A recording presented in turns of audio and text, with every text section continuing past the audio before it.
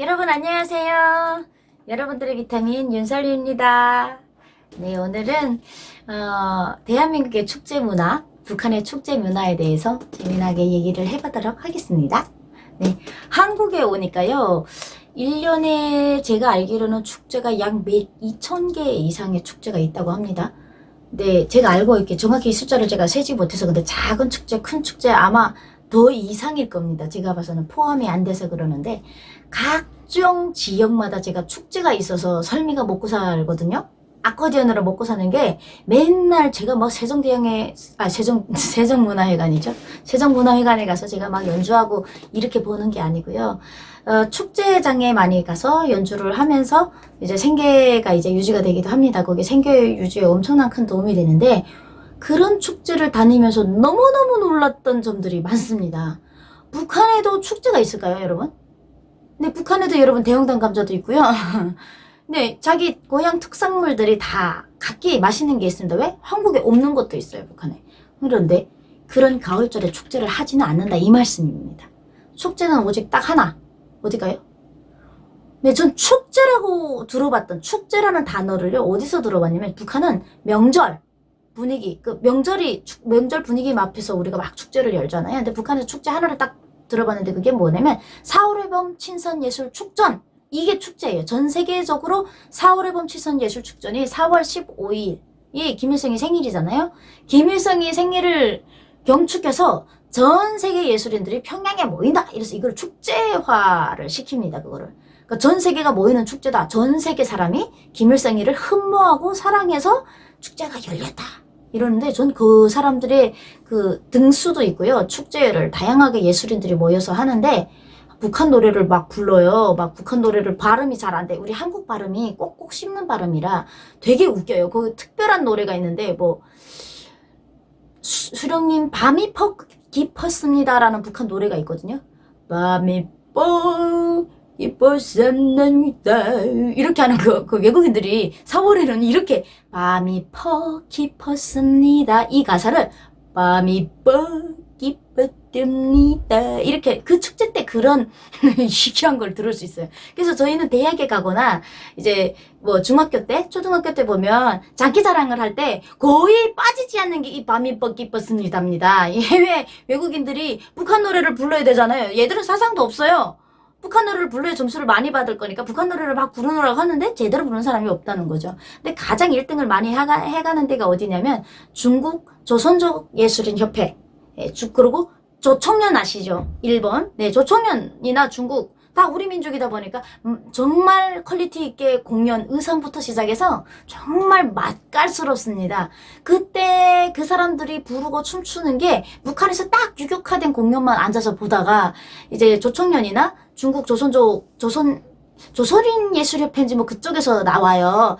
아마 가모단이라고 하는 연길자치주, 길림성에 있는 연길자치주에서 이 예술단이 있어요. 그쪽에서 나오는데 거기 공연 대박입니다. 달타령 같은 거랑 막 이제 북한에서는 그게 계몽기 가요고 잘 사회적으로 불러지지 않는데 내적으로 놀 때 부른 노래를 그 사람들이 막 이제 막 흥을 내면서 편안하게 이제 무대 동선을 잡아가면서, 그리고 이제 관객들과 퍼포먼스 또 이제 그런 거 관객들에게 호흡이 너무 잘 돼 있어요. 그런 거 보는 재미가 1년에 한 번입니다. 그게 축제. 4월 15일 축제. 김일성 생일에 열어지는 전 세계적인 축제. 거기로 엄청난 돈이 빠진다고 합니다.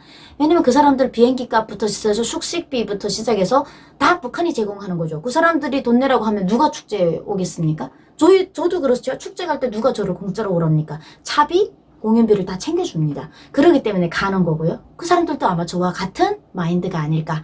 그래서 막 이제 북한의 축제는 그걸로 끝납니다. 근데 한국에 와서 그걸 저는 직접 행행 가서도 보기가 어렵고요. 지방 사람들은 TV로 관람을 하는데 아주 난리도 아닙니다. 일반 외국인들이 와서 뭐 할 때는 안 듣는데 조청년이나 조선족, 네, 중국으로 나와요. 중국이라는 타이틀을 나라마다 자기 나라, 몽골, 일본 뭐 이렇게, 일본은 아마 온 것 같지 않아요. 일본이랑 미국은 아닌데 조총련을 저희는 일본이라고 기억을 하고 있습니다. 그래서 그때가 제일로 재미나는 축제다. 예술인들이 모여있는 축제가 하나밖에 없고요. 그냥 TV로 관람하는데 꿀잼입니다. 근데 두 번째 대한민국에 와서 제가 느낀 축제입니다. 얼마나 차이가 나는지. 정말 이해가 안 되는 게 너무 많았습니다. 지금도 도대체 지금 조금씩 이해가 될까 말까 합니다. 아직도 확실한 이해는 안 들어왔는데 축제를 다니다 보면요. 아니 밥을 공짜로 줘요. 시골에 지방 같은 데 가잖아요. 그러면 뭐 예를 들어 감 축제를 한다.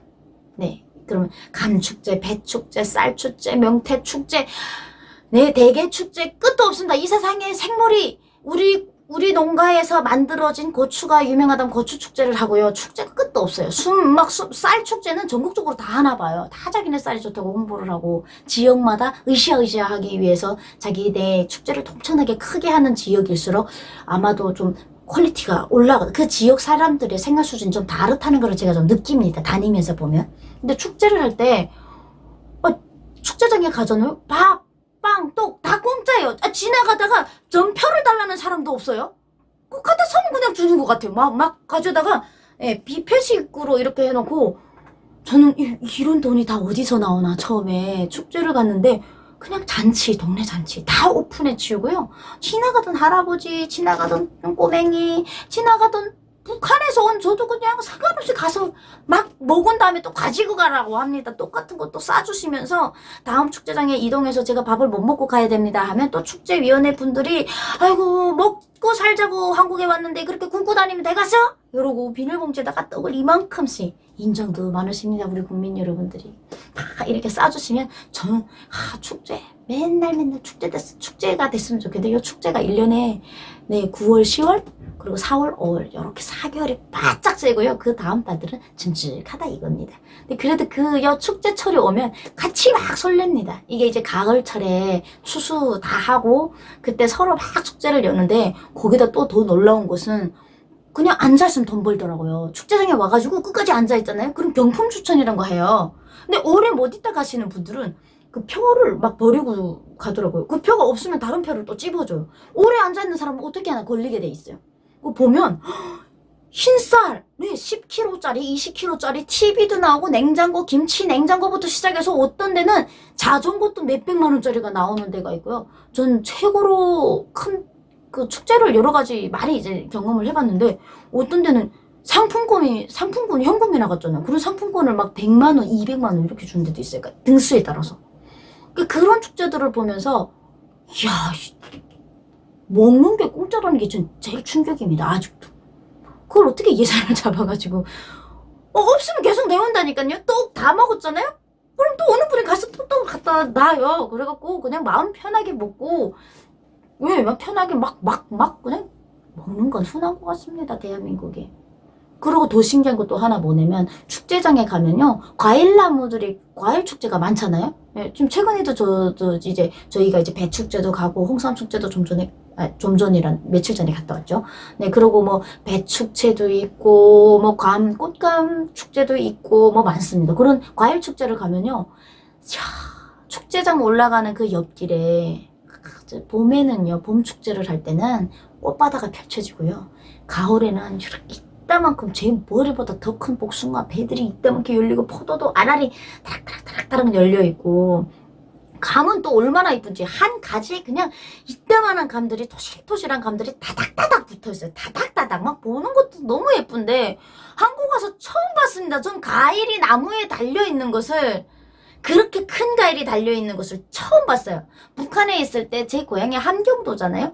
함경도에는 함경도 국민들이 먹을 수 있는 과일이 두 가지가 있어요. 그러니까 서민 과일이라고 해야죠. 좀 가장 싼 과일이 뭐냐면 해룡에 백살구가 있는데 그 백살구도 흔하게 못 먹고요. 게살구라는 그 백살구 말고 게살구라는 게 있어요. 한국에서 제가 게살구를 좀 먹어봤는데 게살구 씨는 너무 써서 먹지를 못해요. 씨를 까가지고. 근데 백살구는 씨를 까가지고 백살구 씨를 뽑아 먹으면 그 살구 씨 여러분 견과류로도 나와 있어요. 그 살구 씨가 백살구 씨예요. 그리고 백살구 씨가 있는 그 백살구는 좀 비싸고요. 게살구를 잘 먹어요.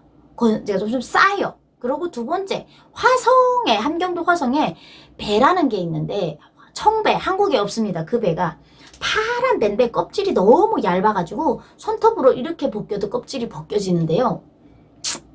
한 입을 넣어서 아삭하고 떼면요 입안에 가득히 꿀맛이 입안에 배이고요. 아우 군침이 돈다. 진짜 새콤달콤해요. 파란색 배가 새파랗습니다. 구우면 빨갛게도 안 되고 노랗게도 안 되고 딱 파래 있더라고요. 그래서 그걸 오래 놔두면요. 오래 집에다 놔두면 누렇게 변하지 다른 색으로는 안 변해요. 근데 누렇게 변하는데 거의 누럴 새가 없어요. 너무 맛있어서 그거를 청배라고 하는데 그 청배가 엄청 싸요. 가격이. 북한의 다른 과일들은 엄청 비싼데 그러니까 함경도 지역 사람들은 사과 같은 거는 1년에 한두 번 먹을 겁니다. 아마 추석이나 한식 때 추석 한식 때 먹고요. 겨울에 언배를 먹어요. 배가 좀 흔한 것 같아요. 그래서 배를 얼려가지고 겨울에는 잘 안 나오, 과일이 너무 귀하다 보니까 얼고 넣으면 배가 얼어 넣으면요. 이렇게 검은 색깔, 보라 색깔 이렇게 색이 시커멓게 변해요. 근데 그것도 너무 맛있게 먹었던 거예요. 북한에 있을 때. 근데 그게 바로 그 청배, 제가 아까 이야기했던 파란 청배로 이제 만드는 거예요. 그래서 청배도 제가 달린 거 본 적은 없어요. 그냥 제 고향이 아닌 함경도 지역에 우리는 이동의 자유가 없다니까 따먹어 본 적은 없고 시장에서 사 먹었죠. 그리고 백살구는 회룡에 많이 저희가 가다 보니까 회룡에 백살구 달린 건 봤어요. 백살구꽃 하얗게 펴있고 그 다음 가을에는 이제 달리는 가을이 아니죠. 가장 빨리 먹는 게 살구인 것 같아요. 봄 지나서 가장 빨리 달려서 뜯어 먹어본 적은 없는데도 보기만 했죠. 근데 한국에 와서 세상에 복숭아 나무를 처음 봤고요. 감나무를 또 처음 봤습니다. 함경도 지역 사람들이 함경도는 너무 날씨가 추워서 과일이 원래 잘 안 돼요. 너무 추운 곳이라. 그러다 보니까 다닥다닥 열렸는데 더 중요하게는 북한에는 그렇게 큰 과일을 볼 수가 없는 게 과일이 크기 전에 봄에 다 따먹는 거예요. 배고프니까 그 주위 사람들 다 따먹어요. 그러니까 너무 배고프니까 따먹는 거죠. 익혀먹으면 얼마나 맛있겠습니까? 그러니까 익힐 새가 없이 다 따먹는 거예요. 근데 한국은 이렇게 익었고 감 같은 거는요 오래 있으면 다 떨어집니다. 바닥에. 누구도 집어가지 않는 거예요. 그 사과 축제 같은 데 가면요 사과도 나무도 되게 애기 나무더라고요. 그 다 이제 접종이 됐나 봐요. 나무 자체가 북한에서 사과나무 하면 뭔가 이렇게 크다고 제가 생각했었는데 작은 사과나무에 사과가 아닥아닥 다 달려 있잖아요. 그리고 종이 이렇게 하나하나 종이 포장이 다 돼 있고 배도 그렇더라고요. 그래 그런 것들을 보면 너무 신기한 거예요. 북한 같으면 없어졌거든요. 북한은 자전거 같은 것도요. 내가 타고 가서 자전거를 제가 여러 번 북한에서 잃어버려봤는데 북한에서는 자전거가 차 같은 역할을 하고 그만큼 비싸요. 집 한 채 500불 할 때 좋은 자전거 700불 하거든요. 근데 그 자전거 결국에는 자전거 한 대가 집값보다 더 비싸다는 거잖아요. 예전에 그랬어요. 지금은 집값이 많이 올라갔는데 예전에 1990년도 후반, 2000년대 초반 때는 그랬어요. 근데 그런 좋은 자전거를 밖에다 세워놓고요. 잠깐 이렇게 제가 병원에 한번 찾아갔는데 약국에서 약을 그냥 가져가지고 나오면 돼요. 그냥 약국에 아빠가 약을 다 타놨더라고요. 그냥 이렇게 제 이름을 대고 가지고만 오면 되는 거예요. 근데 그 시간이 자전거를 세워놓고 들어갔다 나오는 시간이 3분도 안 걸렸는데 자전거가 없어진 거예요. 자전거 내 눈에 보이게 세우느라고 했는데 이렇게 보면서 들어갔어요. 자전거 없어지지 않나 보면서 딱 코앞이기 때문에 문이 열려져 있고 그러고 들어가서 말하고 뭘 받는 새로 돌아서니까 자전거 700불짜리가 하늘로 날아갔더라고요. 그 정도로 뭐 성한 게 없어요. 갖다 놓으면 다 없어져요. 왜? 누가 살아남았다고요? 조난의 행거식이네? 도둑놈만 살아남은 거예요. 도둑질 잘하는 사람만 살아남은 거예요. 결국엔 그게 사회의 일상화가 되다 보니까 과일 같은 거는 어떻겠습니까? 맨날 과일 한 알 두 알 세지도 않잖아요. 그러니까 결국에는 과일은 그렇게 익을 때까지 익을 수도 없는 거죠. 나무에 붙어있지를 못해요. 그럼 과일 빼고 옥수수 같은 거 봅시다. 옥수수도 여러분 익을 때까지 익어야 알알이 차겠는데 익기 전에 요만한 옥수수를 다 따먹는 거예요. 너무 배가 고프니까 옥수수가 어느 정도의 이렇게 자그마하게 열매가 달리잖아요. 그때 따먹으면요. 알이 없어요. 알 같은 게 조그만 게 이렇게 붙어있는데 그게 달짝지근합니다. 근데 그거는 너무 배가 고프니까 그걸 뜯어먹는 거예요. 오죽하면 북한에 이런 포고문이 났습니다. 농작물에 손을 대는 자 엄격히 처벌을 한다. 사형에 엄중한 경우에는 사형에 처한다. 저희 있을 때 2000년도 초반에 아니에요. 1990년도 후반대쯤 될 것 같아요. 농장 포존은 나의 포존이다 라고 되어 있습니다. 북한의 구호는. 나의 포존은 내 마음대로 뜯어 먹어도 되잖아요. 심을 때만 나의 포존이고요. 가을은 국가가 다 해가는 겁니다. 그 가을 되기 전에 사람들이 막 자기 게 아니니까 막 따먹고 배고프니까 막 이러니까 나달 훔치는 사람들은 포고령에 의해서 엄격한 처벌을 하게 돼 있었습니다. 그리고 막 처음에 그 포고문이 나왔을 때 시범적으로 북한 사람들을 세워놓고요. 공개 재판이라는 걸 했습니다. 근데 얼마나 지금 생각해보면 너무 가슴 아프고 어이없는 재판이었던 것 같습니다.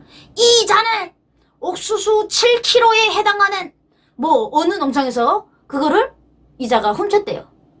나라가 어렵고 힘든데 허리띠를 함께 졸라매야 되는데 지만 배고프다 그거를 가져왔다. 그게 나쁜 거라. 그래가지고 그 사람의 죄명이 있어서 아마 교도소형 몇 년에 처한다 그렇게 나왔었습니다. 별로 놀라운 게 아니고요. 제가 저도 감옥에 가 있을 때 보니까 황동이라는 거랑 쌀을 바꿨어요. 40kg를 바꿨는데 나라의 황동을 훔쳐가지고 쌀 40kg랑 바꿨는데 7년 교도소형에 들어오더라고요. 쌀 40kg하고 바꿨는데 배고파서 쌀하고 바꿨다는데 교도소 7년 넣더라고요. 모르겠습니다. 왜 그렇게 사는지.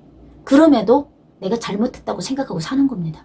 로마 가면 로마법을 따라야 되니까 어쩔 수 없으니까 그렇게 사는 거죠. 근데 그런 북한에서 그런 거를 막 보고 왔는데 대한민국에서는 누구 총살하지도 않고 그렇다고 또 대한민국은 자기 게 아니면 다치지 않잖아요. 근데 이제 길 옆에 있는 가로수처럼 서 있는 과일들은 주인이 없대요.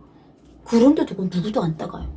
제일 충격적인 게 국정원에 처음에 들어왔는데 밤나무가 그렇게 많은데요. 세상에 밤을 처음 봤습니다. 저는 이동의 자유가 없어 시골 다녀본 적이 없는데 이렇게 밤송이가 이렇게 가시가 막 이만큼 돋쳐 있잖아요. 그 안에를 뜯으면 밤인데 그 밤을 누구도 집어가지 않는다는 사실. 바닥에 다 떨어져 있는데도 어차피 또 국정원 주변이라 사람들이 못 들어와서 그런지 모르겠는데 나간 다음에 여기 와서 우리 막 주워가자 그랬습니다. 그 귀한 밤을. 북한에서는 그 밤이 너무 귀해서 먹어보기도 힘들거든요. 근데 한국은 정말 축제를 다니면서 상가들을 다녀보면 너무나도 풍족합니다. 정말 풍족합니다, 여러분. 아셔야 됩니다. 너무 풍족합니다. 깜짝깜짝 놀랐다니까요. 와서 한국의 축제를 다니면서 제가 느낀 건데 똑같은 한반도 5,000년의 문화와 역사를 가진 우리 한반도와 남북한이 왜 다를까? 한국은 왜 이렇게 풍요롭고 북한은 왜 이렇게 가난한지가 도대체 여러 가지 이유가 있겠지만은 너무너무 이해가 안 되고 또 그럼에도 불구하고 제가 그 땅에서 태어나서 한국에 온 것도 얼마나 감사한지 모르겠습니다. 풍요로운 대한민국을 가꾸는 데는 아마 국민 한 사람 한 사람이 열심히 한 노력의 결과가 아니겠습니까? 그래서 설미는 과일 이제 심을 줄도 모르고 나무 심을 줄도 모르니까 축제장에 가서 열심히 연주하고 축제 분위기 띄우는 걸로 애국하겠습니다. 여러분 오늘도 행복하세요.